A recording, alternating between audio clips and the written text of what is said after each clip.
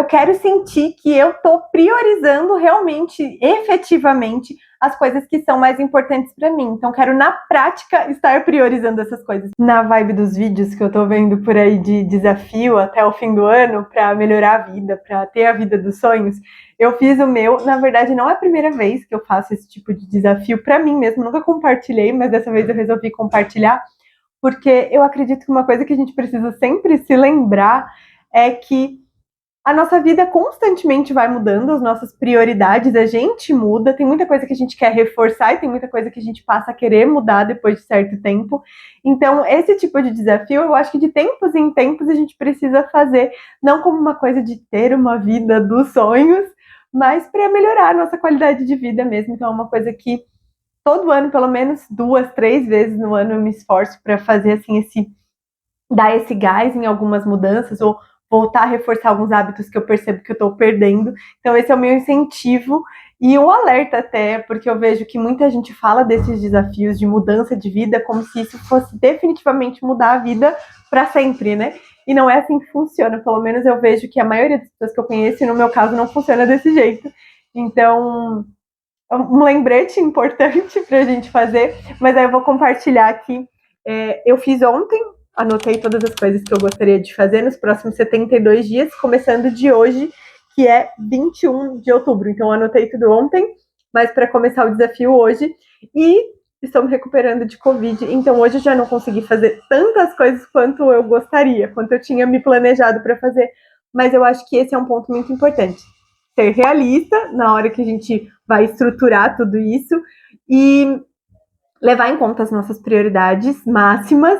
Então, ter autoconhecimento é muito importante e, ao mesmo tempo, não se apegar num nível de se eu não conseguir um dia fazer todas as coisas que eu tinha planejado, não está tudo perdido. E no final eu fiz um resumo de o que vai me deixar feliz se eu conseguir cumprir até o final do ano. Então eu comecei pelas prioridades minhas da minha vida, mas eu percebo que todas essas coisas da minha vida pessoal interferem diretamente no meu profissional. Eu cuido aqui da gestão e do marketing da oficina de funilaria do meu marido e agora eu tô começando a produzir conteúdo porque eu quero compartilhar o meu conhecimento em relação ao que eu tenho feito aqui na oficina dele já há 7 anos e a gente fez uma mudança de cidade, a gente saiu de São Paulo, a gente estava há muitos anos lá, o Eric trabalhava com o pai dele lá desde 99 e em 2023 a gente mudou para o interior de São Paulo, para uma cidade do interior totalmente nova, onde ninguém conhecia a gente, e a gente conseguiu reorganizar todo o negócio para poder trazer para cá, e a gente já tem clientes, tem alguns meses que a gente efetivamente trouxe a oficina. Aqui eu tive que reestruturar toda essa parte de marketing e a gestão financeira também, principalmente, dar uma enxugada muito nos gastos, para que a gente conseguisse fazer a empresa funcionar numa cidade nova onde ninguém conhecia a gente. Então eu comecei uma nova empresa minha para compartilhar esse conhecimento. Então, eu preciso agora desse desafio para conseguir reorganizar minha vida e colocar os pingos nos is, sabe? E uma segunda coisa que eu coloquei foi tirar tempo mais para fazer coisas gostosas, porque eu vejo que se eu não tenho esse cuidado, eu acabo indo muito pro rumo de eu vou só fazer o que tem que ser feito, e aí quando eu vejo eu tô esgotada. Então, ter hobbies no meio da rotina caótica para que eu consiga continuar tendo forças para fazer todas as coisas que eu preciso fazer. E aí o terceiro ponto que eu coloquei aqui foi saúde mental, também a saúde física. Então preciso marcar médico, preciso marcar exames, quero fazer isso até o final do ano, para que eu saiba como está a minha saúde, para que eu possa me cuidar melhor. E também diminuir o tempo de telas. Eu percebi que eu estava gastando tempo demais com as telas, consumindo muito conteúdo, sempre naquele esquema de eu tô consumindo de um jeito inteligente para eu ter ideias, para eu poder consumir, para eu poder produzir o meu próprio conteúdo. E na verdade isso não estava acontecendo efetivamente, porque eu estava consumindo tanto que eu ficava com aquela obesidade mental. Então eu falei, eu vou parar de consumir muitos conteúdos em Instagram. Instagram eu já não consumo faz bastante tempo. Eu fiquei muito tempo sem Instagram e voltei a instalar o Instagram para eu poder postar. Então eu vejo que é uma coisa que eu entro mais, posto e saio, não consumo mais tanto no Instagram. Mas eu comecei a consumir muito TikTok e YouTube. Mesmo que sejam conteúdos muito bons que eu consuma, eu vejo que isso acaba me atrapalhando de conseguir produzir o meu próprio conteúdo, porque eu começo a me comparar com outras pessoas e pensar que eu não tenho tanta coisa para agregar quanto outras pessoas que já têm X, Y seguidores e não sei o que, e um monte de outras coisas. Pelo menos 1 a 2 vezes por semana fazer o diário terapêutico. Eu amo o diário terapêutico. E por conta da Covid, eu acabei me perdi muito na minha rotina. Porque a nossa rotina aqui, de manhã, a gente acorda mais ou menos umas 5h30, aí a gente vai tomando um café, eu gosto de ler o jornal, leio o The News, aí eu faço uma lição do Duolingo de inglês, aí a gente toma um cafezinho preto, faz exercício juntos, eu e meu marido, aí eu já tomo um banho, a gente tem uma programação de leitura da Bíblia, que a gente assiste todo dia de manhã, às 7h20. Então, às 7h20 eu já tomei banho, já estou tomando café, assistindo a programação de consideração de um texto bíblico. E aí depois a gente vai começar a vida, começar as coisas, a rotina, se arrumar para começar o dia e coisas assim. Só que isso tudo se perdeu por completo nessa última semana que a gente estava com Covid e tá uma luta para conseguir acordar. E a gente tá respeitando muito, assim, eu tô respeitando muito meu corpo, porque eu quero ficar bem. Então eu não quero ficar me forçando para depois eu ficar pior e não conseguir fazer as coisas que eu realmente preciso fazer. E eu acredito que se eu respeitar o meu corpo agora, eu vou melhorar muito mais rápido e, consequentemente, vou conseguir voltar à minha rotina mais rápido. Então eu tô me respeitando, mas eu tô fazendo o melhor que eu consigo. Então hoje eu acordei mais tarde, mas aí quando eu levantei, eu já fui fazer todas as coisas que eu sabia que eram urgentes para hoje, que eram prioridade para hoje. Tivemos uns imprevistos aqui na oficina do meu marido também para resolver coisas para resolver juntos aqui. Então foi um dia que começou um pouco mais caótico, mas ainda assim eu falei, eu vou me concentrar e eu não vou deixar de gravar o vídeo que era a minha meta para hoje. Então, a minha meta para esses próximos dias, até o final, né, para os próximos 72 dias, até o último dia de dezembro, é fazer pelo menos 30 treinos de musculação, o que daria 3 vezes por semana, e 20 treinos de cardio, que seriam 2 vezes por semana, contando só de segunda a sexta mesmo. Eu quis reforçar também a minha rotina noturna, que a gente já tinha o hábito e a gente foi se perdendo também, mexendo no celular até mais tarde, deixando as coisas e tal. Então, eu quero reforçar esse hábito que a gente tinha perdido e eu quero que a gente volte a ter a nossa rotina noturna como casal. Então, eu tenho uma playlist tranquilinha que faz a gente dar aquela relaxada, aí já desconecta o celular, desliga todas as coisas, faz um chazinho, ajeita a casa para o dia seguinte e a gente passa tempo juntos. Aí é o momento que a gente tira para ler a Bíblia, para fazer as nossas coisas, de passar mais tempo, contar um para o outro como foi o nosso dia. Então, eu faço muita questão de que a gente tenha essa rotina noturna, porque me ajuda a dormir melhor e acordar muito melhor no outro dia. Daí eu coloquei aqui um lembrete também de respeitar os meus limites e prioridades, porque eu sei que essa é uma dificuldade muito grande que eu tenho. Muitas vezes o meu corpo tá pedindo para eu parar, e aí eu até paro, porque eu me sinto obrigada, porque eu não tenho forças para continuar, só que eu fico me culpando, tipo, meu Deus, como eu sou mole, meu Deus, como eu precisava ter feito isso e eu não fiz, meu Deus, como não sei o quê. E aí eu já percebi que quando eu me respeito, quando eu respeito a pausa que meu corpo tá pedindo, eu consigo voltar muito mais rápido pro que eu precisava fazer, mesmo que seja uma pausa, às vezes, de 20 minutos, meia hora, no meio do caos. E eu preciso aprender a fazer mais isso e sem ficar me cobrando e me diminuindo e falando que eu sou uma preguiçosa, que eu fico parando muitas vezes, porque eu vejo que eu sou uma pessoa que eu preciso me programar muito mais em relação à minha energia do que em relação ao meu tempo disponível para fazer as coisas.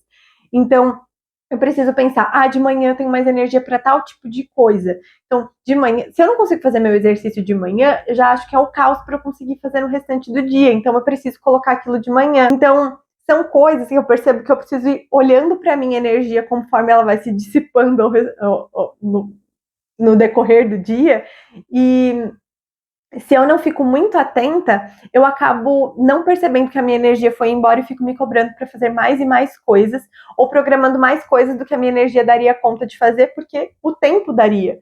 Então, essa é uma sugestão que eu dou. Se você é uma pessoa que também percebe que a sua energia se acaba muito rápido, programe tarefas lembrando disso para que você não fique frustrada. Então, uma coisa muito importante para mim é isso. E aí eu coloquei como um lembrete importante aqui também.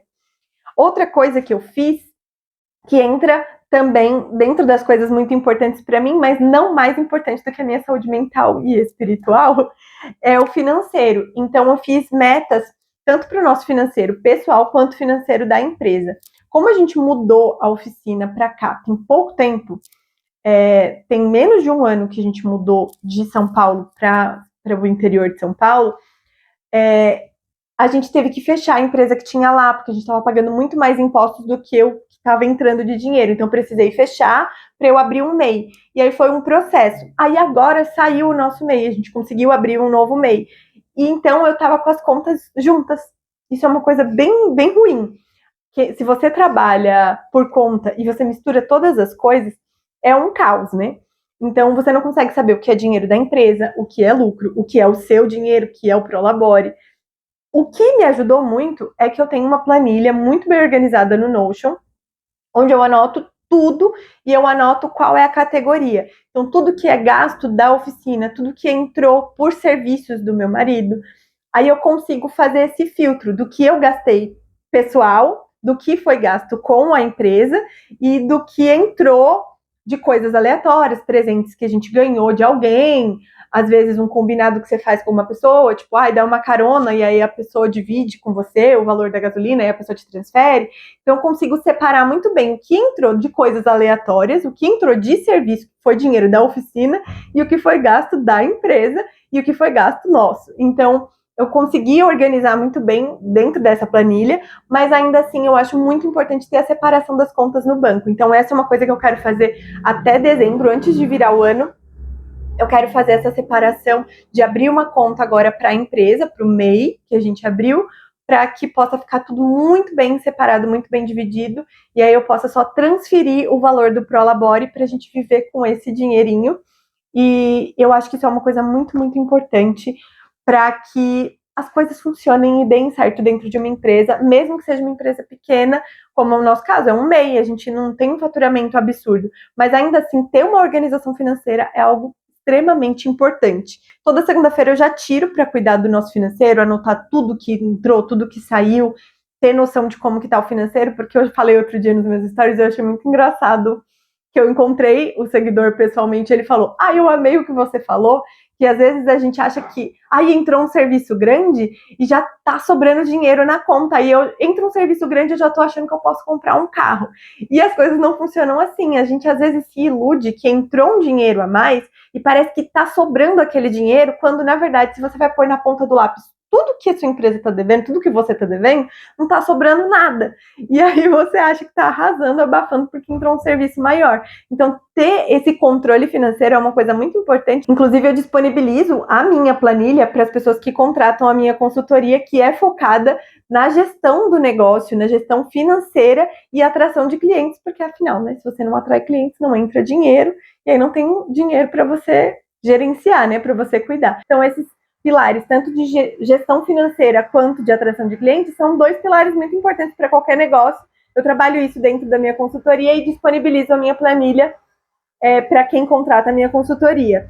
Eu fiz uma meta de quanto eu quero ter na conta pessoal, guardado, investido, e quanto eu quero ter na conta da empresa, investido até dezembro. Então, eu dividi essa meta por meses, né? Então, em cada mês, eu preciso depositar X valor para que no final do ano eu tenha a quantidade que eu estabeleci, e isso vai ajudar a gente até a ficar mais atento ainda com a parte financeira, tanto a nossa parte financeira pessoal quanto da empresa, porque aí a gente vai ficar tipo, eu quero realmente guardar o dinheiro que eu estabeleci, eu quero bater a minha meta, e para isso eu fico mais atenta, eu não vou sair gastando com qualquer coisinha. A gente não é muito gastão, mas às vezes sabe aquela coisa assim, tipo, só mais um negocinho aqui. Eu sou muito louca de comprar curso e livro. Eu tenho, assim, tipo, uma playlist, não. Eu tenho uma pastinha na Amazon com todos os livros que eu quero comprar.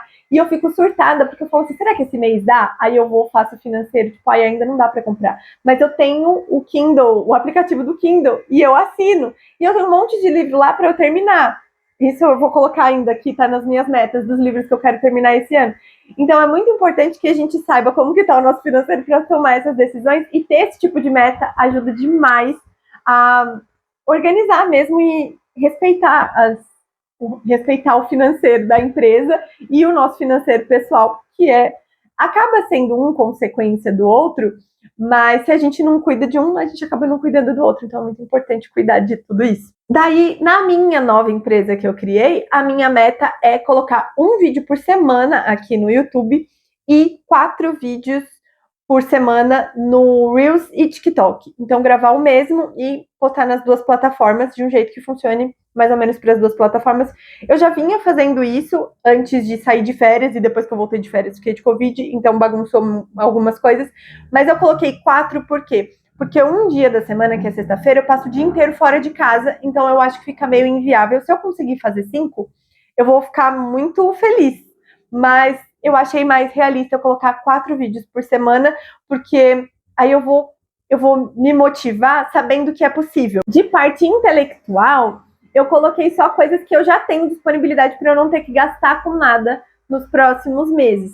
Então eu coloquei para eu concluir a leitura do livro Rápido e Devagar, que o meu marido já até apelidou o livro de Devagar e Sempre, porque eu comecei a ler em janeiro e eu ainda não cheguei nem na metade, porque eu acho que ele é um livro muito bom, muito inteligente, ele torna a gente realmente mais inteligente, ele faz a gente raciocinar coisas assim, é incrível, eu tô amando o livro, mas eu leio poucas páginas por vez, porque ele demanda a gente raciocinar muito mais, com mais calma, sabe? E eu quero entender o que está sendo dito. Tem coisas que são um pouco complexas para mim, talvez uma próxima vez que eu ler vai ficar mais fácil de entender, mas eu quero terminar de ler ele até dezembro. Daí também o Como Convencer Alguém em 90 Segundos, que eu comecei a ler no Kindle, no celular, e tá lá um pouco mais da metade. Aí A Tríade do Tempo, também estou gostando bastante, fala muito dessa questão de priorizar, da questão de planejamento do tempo, é um assunto que eu amo estudar e eu quero poder trazer mais disso dentro da minha consultoria, então eu quero estudar mais esse assunto para poder trazer com mais clareza para os meus clientes. Outro que é negocie qualquer coisa com qualquer pessoa.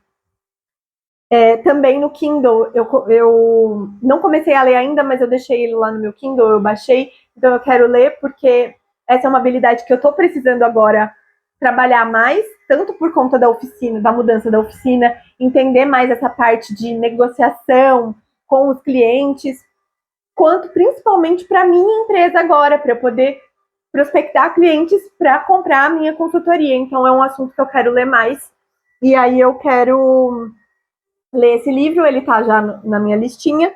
E o livro Nudge, que é... Eu não lembro agora o autor, mas ele cita muitas coisas do livro Rápido e Devagar. Então é a mesma vibe do livro Rápido e Devagar, só que focado em finanças, em decisões financeiras, em decisões de como usar o seu tempo. Ele fala de como a gente precisa, às vezes, de empurrõezinhos para tomar boas decisões em relação a assuntos importantes que definem muita coisa na nossa vida. Então também é um livro muito inteligente, muito legal, mas é a mesma vibe do Rápido e Devagar. Ele é um livro que eu não consigo consumir assim, a leitura muito rápido, porque ele é mais denso, então eu gosto de absorver. E eu quero terminar de ler ele até dezembro. Então são 5 livros, aí eu fiz aqui a conta de que todas as páginas, quantas páginas eu teria que ler, são 1.149 páginas. Se eu fosse dividir pelos 72 dias a partir de hoje, daria 16 páginas por dia. Mas considerando que às vezes no fim de semana eu não leio tantas páginas, pode acontecer, tipo, N coisas, eu preferi reduzir e colocar para ler só de segunda a sexta, daí daria 23 páginas por dia.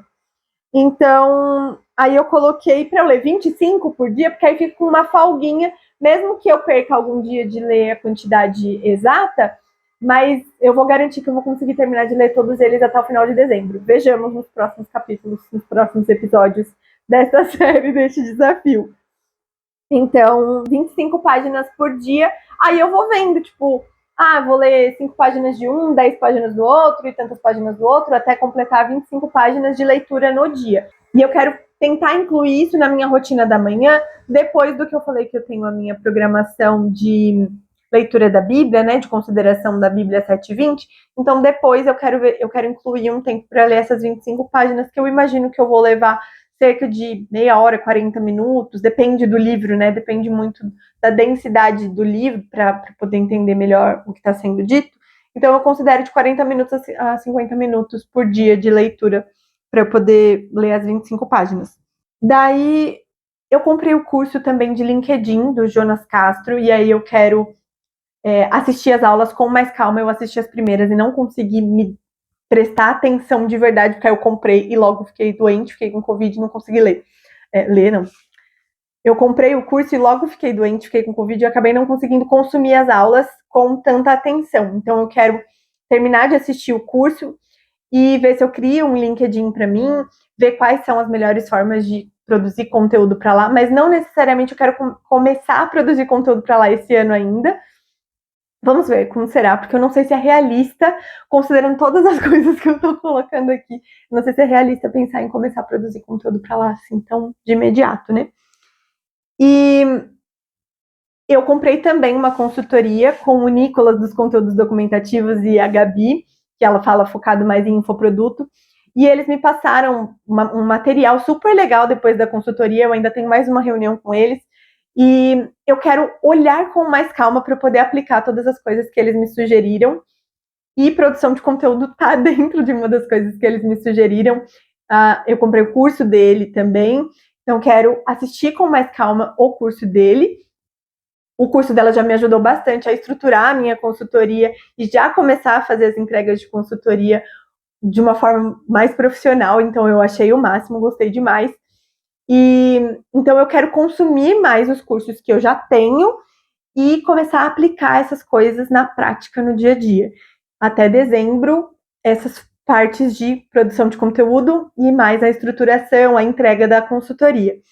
Mas o LinkedIn vamos talvez deixar para janeiro, eu acho mais realista. E de parte social, gente, eu sou uma pessoa que eu amo estar com pessoas e eu odeio estar com pessoas. E aí eu vou explicar como que é esse rolê aqui no meu caso. Eu gosto muito quando eu estou com as pessoas, mas me fazer estar com a pessoa, o processo de sair da minha casa e estar com as pessoas é uma luta imensa. É um negócio que eu não sei explicar. Me desgasta, me cansa, mesmo que seja uma interação muito gostosa. Então, o que eu já percebi é que, a não ser que alguém marque e me chame para fazer alguma coisa, eu acabo não marcando nada nunca com ninguém. Então, eu sou aquela amiga que some, que desaparece, que parece que eu não me importo, que eu não gosto das pessoas. E não é isso, é simplesmente porque, como eu já falei, a minha energia é uma coisa muito escassa. Gostaria muito que fosse diferente. Mas simplesmente parece que eu tenho que planejar exatamente tudo que eu vou fazer para que funcione. Por isso, exatamente por isso, eu coloquei que dessa parte mais social, eu quero convidar 9 famílias diferentes para vir aqui em casa até dezembro. E aí, tipo, a cada vez que eu chamar, eu chamo 3 famílias diferentes para vir aqui na minha casa, para a gente fazer alguma coisa simples, que não demande tantos gastos. Tipo, vamos fazer um junta-panela, cada um traz uma coisa e a gente fica junto e conversa e faz alguma coisa legal, simplesmente para eu poder socializar e convidar pessoas que eu sempre tive vontade de convidar para minha casa, mas eu sempre vou deixando para lá, vou deixando para depois, vou deixando para depois. E daí eu já fiz um plano, eu anotei todos os finais de semana que ainda tem até dezembro, e aí eu fiz assim, o esquema da pessoa para cuidar da energia. Um fim de semana de folga, de descanso, só a gente, do jeitinho que a gente gosta. E aí, um fim de semana marcando e convidando 3 famílias para vir aqui em casa. Aí, o próximo fim de semana de descanso. Descanso assim, né? A gente tem as nossas atividades do final de semana, mas todo o tempo que a gente não tá fazendo alguma atividade que seja da nossa programação normal, a gente tá em casa, tipo, tentando se recuperar da semana.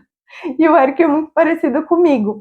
Então, eu quero me forçar mais, não porque eu não goste da companhia das pessoas, mas porque se eu não me forço, eu acabo não fazendo. Então, eu fiz esse planejamento e o Eric amou as ideias, as pessoas que eu selecionei aqui, as datas. Agora eu só preciso ver se as pessoas vão poder. E aí eu vou precisar começar a mandar mensagem para essas pessoas para ver se elas vão poder vir no período que eu planejei. Outra coisa que entra ainda nessa parte de socialização, mas é mais do relacionamento nosso como casal, a gente já faz muitas coisas juntos, a gente é muito unido, tudo que a gente faz, a gente vai fazendo as coisas juntos porque é meio que natural para nós. Mas eu percebi que na hora das refeições eu tava com muito hábito de ficar sempre assistindo alguma coisa, sabe, para otimizar o tempo. Eu tô assistindo uma aula, tô assistindo um vídeo no YouTube que seja de conteúdo muito interessante, muito útil para alguma coisa, para a empresa, para mim, para alguma coisa que realmente tenha uma utilidade, e aí eu tô sempre fazendo alguma coisa no celular, e eu não estava aproveitando tanto da companhia dele na hora das refeições. Então eu fiz um combinado comigo de que eu vou me esforçar ao máximo para não ficar mexendo no celular, deixar o celular longe na hora das refeições para que a gente possa usufruir desse tempo juntos. E aí a gente vai reforçar a nossa rotina noturna, que é uma coisa que a gente estava meio que deixando se perder também no meio do caminho, com a rotina, tipo, as coisas acontecendo, vai empurrando com a barriga quando vai ver, tipo, fez a rotina noturna uma vez na semana. Então a gente vai voltar a reforçar isso diariamente, e de pelo menos 2, 3 vezes até dezembro a gente fazer alguma coisa especial juntos, não especial tipo de coisas caras, mas especial de um momento especial, um jantar especial, uma coisa mais gostosinha juntos, para reforçar mesmo o nosso casamento. Então, uma coisa que eu coloquei aqui dentro das nossas metas. E ainda entrando nessa parte social, mais focada em família, eu vejo que eu fico muito em falta, porque eu fico pensando assim, eu vou ligar para as pessoas e eu vou falar o quê? Eu não tenho assunto, eu vou mandar mensagem, o que eu vou mandar? Tipo, oi, tudo bem? Eu acho meio estranho, e aí eu fico tipo, não tem assunto, o que eu vou conversar com a pessoa? E eu acabo me afastando, e eu sou muito presente quando eu tô junto, quando eu tô presencialmente junto. E agora que eu moro em outra cidade, eu acabei ficando muito mais distante. Eu falo muito com a minha mãe, mas eu não falo tanto com os meus avós, com a minha avó por parte de pai, com o meu pai. Então, eu quero eu quero me esforçar para pelo menos uma vez por semana ligar para saber como eles estão. Eles não conversam muito também, então é aquela coisa de oi, tudo bem? Ai, como você tá? Como foi a semana? E vida que segue. Simplesmente para eu poder voltar a me aproximar das pessoas, porque essa é uma dificuldade real que eu tenho, já trabalhei isso diversas vezes na terapia, e eu fico assim, tipo, o que eu vou falar? Uma coisa meio estranha, né? Não sei se você se identifica, mas é uma coisa que eu acho que realmente é importante e coloquei aqui dentro das minhas metas. E daí eu escrevi uma conclusão aqui de que eu quero sentir que eu tô priorizando realmente, efetivamente, as coisas que são mais importantes para mim. Então, quero, na prática, estar priorizando essas coisas. Porque às vezes a gente fala que uma coisa é muito importante pra gente, que aquilo é prioridade na nossa vida, e na hora de tomar as decisões, na hora de agir no dia a dia, a gente acaba priorizando outras coisas no automático. E eu não quero fazer isso, eu quero estar sempre atenta. Por isso que é o que eu falei no começo, eu acho que é muito importante a gente constantemente fazer esse tipo de desafio para a gente relembrar quais são as coisas importantes para nós na nossa vida. Então eu quero continuar sentindo que as minhas prioridades são efetivamente as prioridades que eu coloco em prática na minha vida. Então, cuidar da minha saúde espiritual, emocional, mental, cuidar do meu casamento, das relações que eu tenho com as pessoas e, obviamente, cuidar do financeiro, cuidar da empresa, para que todas essas coisas fazem com que a gente tenha mais saúde mental, né? Quando a gente tem uma reserva, quando a gente tem uma empresa que está fluindo de acordo com as nossas prioridades, todas essas coisas vão se intercalando, porque quando a gente tem problemas financeiros, quando a gente tem muitos gastos desnecessários, isso naturalmente vai afetar nossa qualidade de vida, nossa qualidade de saúde mental, emocional. Então, todas essas coisas se interligam, por isso que eu coloco todas elas no mesmo bolo, porque eu acho que é muito importante que todas essas coisas estejam sendo trabalhadas juntas, né? A nossa vida pessoal e a nossa vida profissional não tem como separar uma da outra.